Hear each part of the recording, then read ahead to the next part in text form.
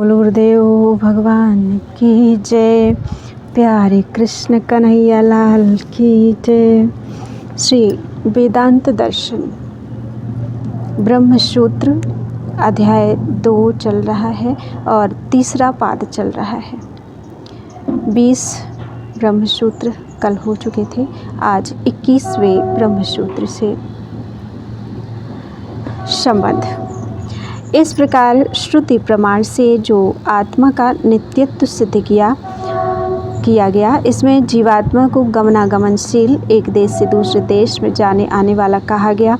यदि यही ठीक है तब तो आत्मा विभु नहीं माना जा सकता, उसको एक देशी मानना पड़ेगा, अतः उसका नित्यत्व भी गौण ही होगा। इस शंका का निराकरण करने के लिए अगला प्रकरण आरंभ किया जाता है।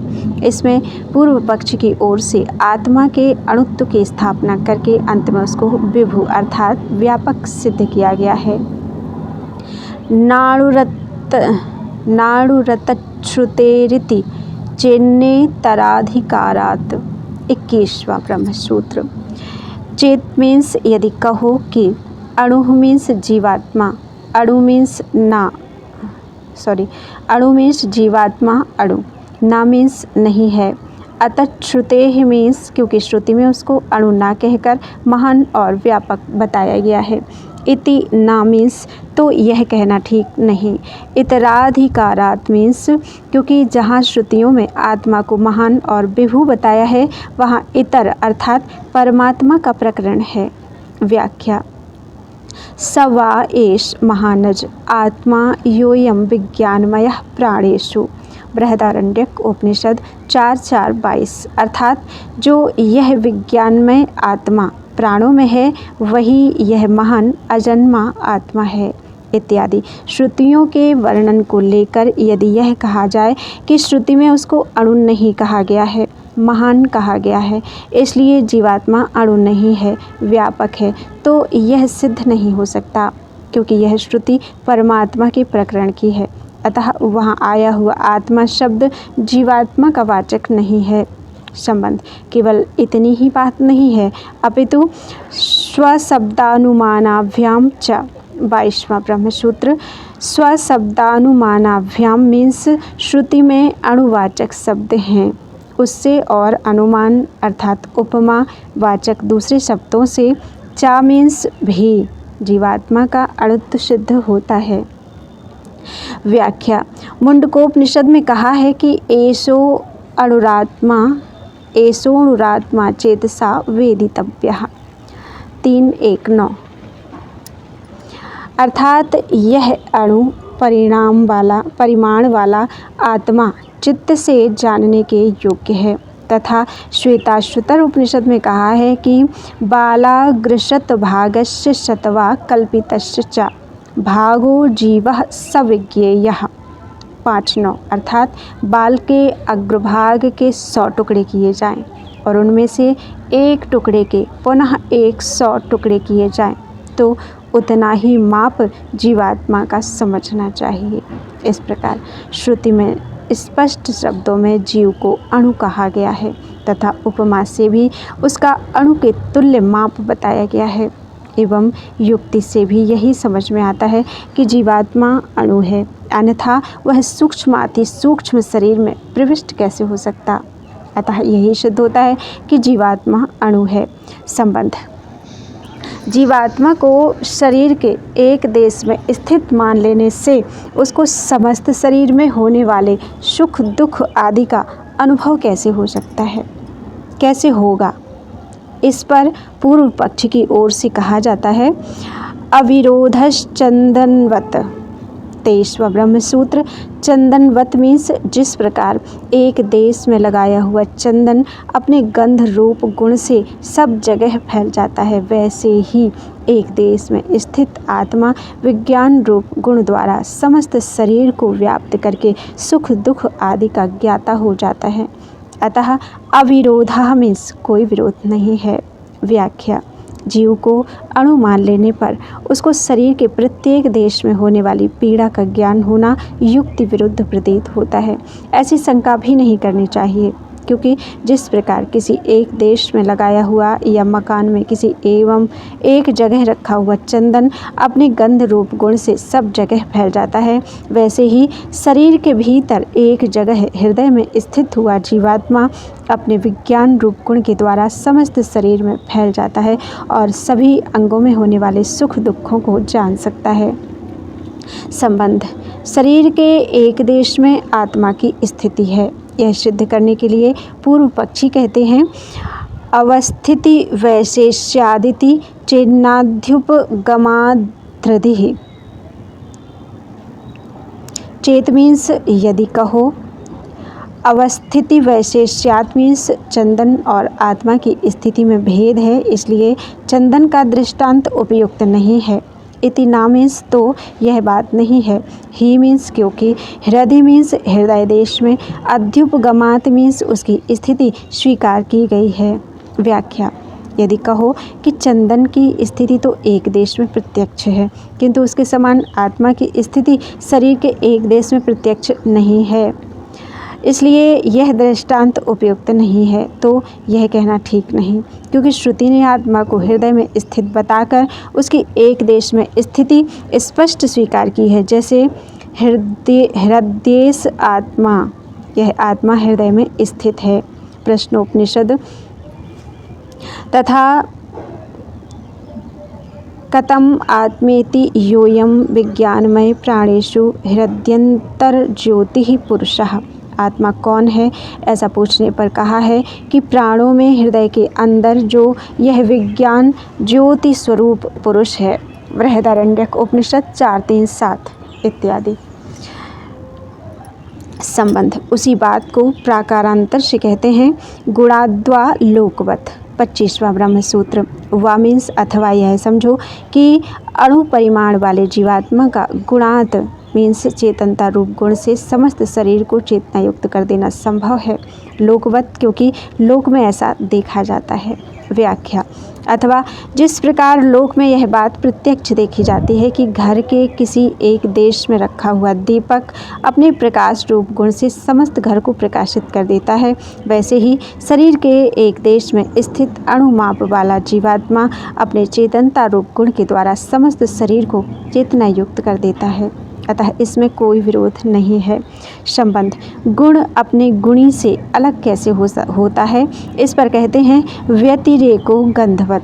26वां ब्रह्म सूत्र। गंधवत गंध की भांति। व्यतिरेक मीन्स गुण का गुणी से अलग होना बन सकता है, अतः कोई विरोध नहीं है। व्याख्या यहाँ यह शंका भी नहीं करनी चाहिए कि गुण तो गुणी के साथ ही रहता है, वह गुणी से अलग होकर कोई कार्य कैसे कर सकता है, क्योंकि जैसे गंध अपने गुणी पुष्प आदि से अलग होकर स्थानांतर में फैल जाती है, उसी प्रकार आत्मा का चेतनता रूप गुण भी आत्मा से अलग होकर समस्त शरीर में व्याप्त हो जाता है, अतः कोई विरोध नहीं है। संबंध इसी बात को श्रुति प्रमाण से दृढ़ करते हैं। तथा च दर्शयति। 27वां ब्रह्म सूत्र। तथा च मीन्स ऐसा, चा मीन्स ही, दर्शयति मीन्स श्रुति भी दिखलाती है।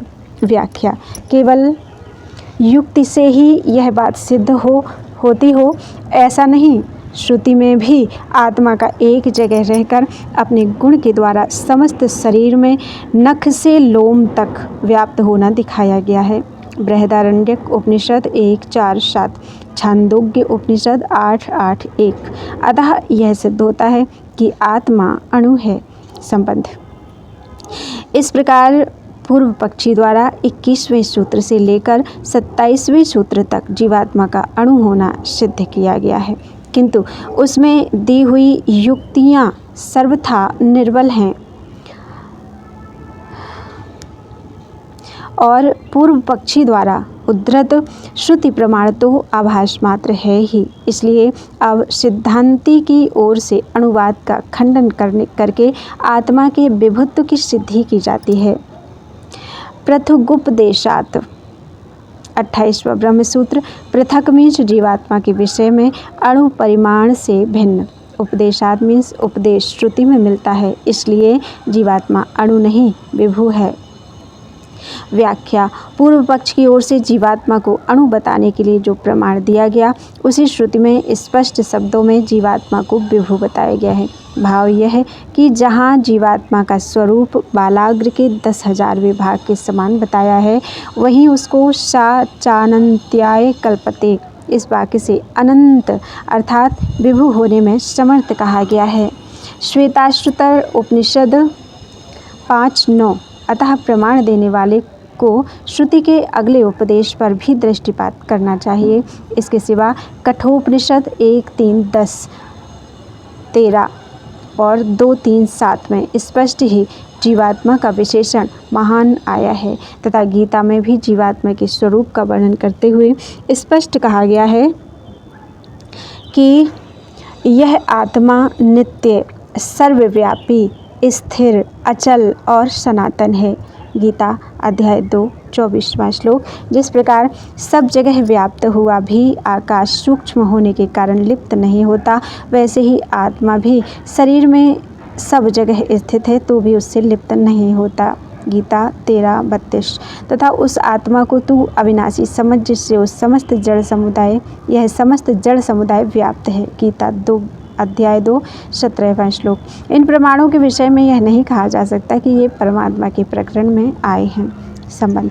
इस पर यह जिज्ञासा होती है कि यदि ऐसी बात है तो श्रुति में जो स्पष्ट शब्दों में आत्मा की अणु और अंगुष्ठ मात्र कहा है, उसकी संगति कैसे होगी। इस पर कहते हैं तद गुण सारत्वात्तु तद व्यपदेशः प्राज्ञवत्। 29वां ब्रह्मसूत्र। तद व्यपदेशः मीन्स वह कथन, तू मीन्स तो, तद गुण सारत्वात् मीन्स उस बुद्धि आदि के गुणों की प्रधानता को लेकर है। प्राज्ञवत मीन्स जैसे परमेश्वर को अणु और हृदय में स्थित अंगुष्ठ मात्र बताया है, वैसे ही जीवात्मा के लिए भी समझना चाहिए। व्याख्या। श्रुति में जीवात्मा को अंगुष्ठ मात्र परिमाण वाला कहते हुए इस प्रकार वर्णन किया गया है।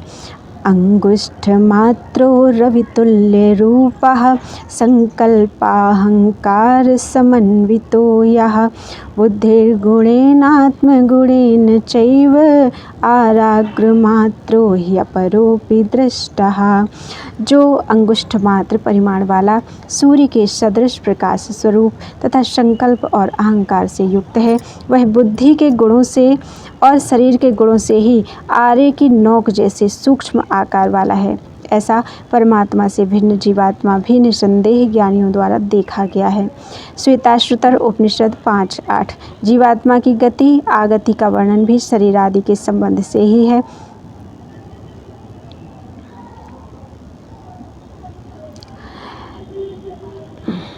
इससे यह बात बिल्कुल स्पष्ट हो जाती है कि श्रुति में जहाँ कहीं जीवात्मा को एक देशी अंगुष्ठ मात्र या अणु कहा गया है, वह बुद्धि और शरीर के गुणों को लेकर ही है। जैसे परमात्मा को भी जगह जगह जीवात्मा के हृदय में स्थित तथा अंगुष्ठ मात्र भी बताया है, वह कथन स्थान की अपेक्षा से ही है। उसी प्रकार जीवात्मा के विषय में भी समझना चाहिए। वास्तव में वह अणु नहीं है, विभु है, इसमें कोई शंका नहीं। पूर्व पक्षी ने जो छांदोग्य श्रुति का प्रमाण देकर यह बात कही कि वह एक जगह स्थित रहते हुए ही नख से लोम तक व्याप्त है, वह कहना सर्वथा प्रकरण विरुद्ध है, क्योंकि उस प्रकरण में आत्मा के गुण की व्याप्ति विषयक कोई बात ही नहीं कही गई है तथा गंध, प्रदीप आदि का दृष्टांत देकर जो गुण के द्वारा आत्मा के चैतन्य की व्याप्ति बताई है, वह भी युक्ति संगत नहीं है, क्योंकि श्रुति में आत्मा को चैतन्य गुण विशिष्ट नहीं माना गया है, बल्कि परमेश्वर की भांति सत्य, चेतन और आनंद ये उसके स्वरूपभूत लक्षण माने गए हैं। अतः जीवात्मा को अणु मानना किसी प्रकार भी उचित नहीं है। संबंध। यहाँ यह जिज्ञासा होती है कि यदि इस प्रकार बुद्धि आदि के गुणों के संयोग से आत्मा को अंगुष्ठ मात्र तथा एक देशी माना जाएगा, स्वरूप से नहीं, तब तो जब प्रलय काल में आत्मा के साथ बुद्धि आदि का संबंध नहीं रहेगा, उस समय समस्त जीवों की मुक्ति हो जाएगी। अतः प्रलय के बाद सृष्टि भी नहीं हो सकेगी। यदि मुक्त जीवों का पुनः उत्पन्न होना मान लिया जाए तो मुक्ति के अभाव का प्रसंग उपस्थित होगा। इस पर कहते हैं यावद आत्मभावित्वाच्च न दोषस्त दर्शनात्। 30वां ब्रह्मसूत्र, यावदात्मा भावित्वात्, जब तक स्थूल, सूक्ष्म या कारण इनमें से किसी भी शरीर के साथ जीवात्मा का संबंध रहता है, तब तक वह शरीर के अनुरूप एक देशी सा रहता है। इसलिए चा मीन्स भी, दोषा मीन्स उक्त दोष, ना मीन्स नहीं है, तद्दर्शनात् मीन्स श्रुति में भी ऐसा ही देखा गया है।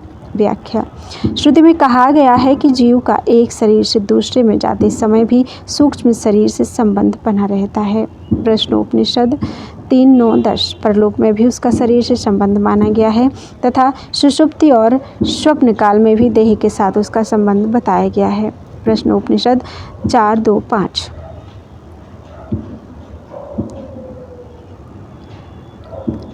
तस्मै सा होवाच, यथा गार्ग्य मरीचयोर्कस्यास्तं गच्छतः सर्वा एतस्मिंस्तेजो मण्डल एकीभवन्ति, ताः पुनः पुनरुदयतः प्रचरन्त्येव हा वै तत्स वै परेदेव मनस्येकी भवति। तेन तर्ह्येष पुरुषो न शृणोति, न पश्यति, न जिघ्रति, न रसयते, न स्पृशते, वदते, नादत्ते, नानन्दयते, न विसृजते, नेयायते, स्वप्रीत्याचक्षते।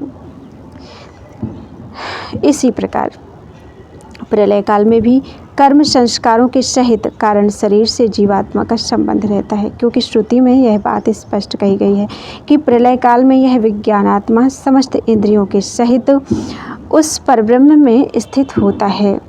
प्रश्नोपनिषद 4:11। उससे उन सुप्रसिद्ध महर्षि पिप्पलाद ने कहा, गार्गी, जिस प्रकार अस्त होते हुए सूर्य की सब किरणें इस तेजोमंडल में एक हो जाती हैं, फिर उदय होने पर वे उस